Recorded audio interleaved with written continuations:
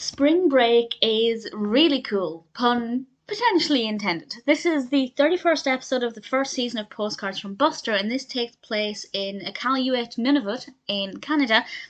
And I apologise for any mispronunciations in this. And we have an overarching narrative where Buster and Arthur are combining video footage to create the ultimate spring break video with the hope of winning a Bionic Bunny console game. And Arthur's family are off to a warm location and a beach and a very traditional spring break environment. Buster has gone to Iqaluit, which is very cold, but it is spring there, and it's warmer there than it would be in the winter. But for Buster, it's not exactly what he had in mind. But slowly he begins to realize that actually, even though this is not the typical spring break he was looking for, it's really fascinating, and there's so much there. And I have to say, I learned a lot. It is so educational. Presumably, if you're like me, you know nothing about that part of Canada. It's really, really fascinating, and I really thoroughly enjoyed it. So as always, I will just mention some things that I thought were really fascinating, things I thought were well done. There was one bit of filming, live action footage that really threw me for a second, which I will of course talk about in a moment. So the first thing that we kind of learn about is throat singing, which tiny voice in the back of my head is saying, you've heard of this before, but you never actually heard throat singing. So I think I was aware of it, but certainly I had never heard it. And it took me a little bit of time to get used to the noise of it. That's not a very respectable way to describe it, but the sound of it, it's got a very distinct sound. And initially, because it's not what I was expecting, it kind of threw me. And I thought, okay, I'm not really sure what to make of this. But by the end of it, I was loving it. I was loving the sound of it. And it's all about, passing traditions down and keeping traditions alive. They make a game out of it to see who will laugh first, which kind of makes me think that they also think it sounds a little peculiar. But it is really interesting, and by the end of the episode, I was really loving that sound. We also get to go to the school of the children and learn about different activities and games that they do, and it's so fun, and it's such a great way of looking at the culture. It's one of the few cultures that Buster has learned about where it seems to be particularly awesome for children. Very fun and engaging and entertaining, and that really came across in the episode. We also got to see an igloo building competition. That was nicely contrasted with Arthur's sandcastle building competition.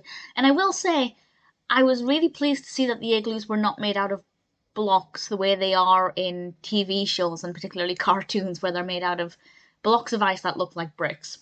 They were much quite different to what I was expecting, but they looked great. They looked awesome, and a lot of snow, a lot of snow. You will definitely feel cold watching this, but I'm watching this in summer, so it's quite a welcome relief.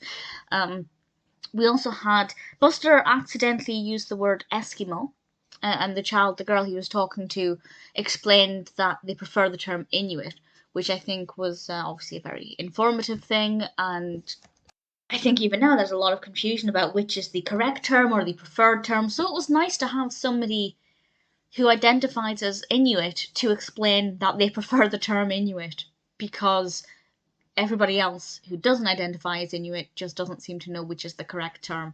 So I was really pleased that they included that. And we got to see so many huskies. They're so gorgeous. They're so fluffy. If you love dogs, you'll love the huskies in this. Really brilliant, very educational, very well shot episode, and loved the overarching narrative of Buster experiencing this different spring break for his collaboration with Arthur. Now, the bit of live action that threw me is Buster is in the back of a car, and Maura is talking to him, and I can't remember exactly what about. I think she was saying she was going to drop him off at somebody's house, and the camera looks at the back of Maura, and we have a live action shot of a human. And I think this is the first time. No, it's not clear at all. The human is completely in shadow. There are no distinguishable features whatsoever.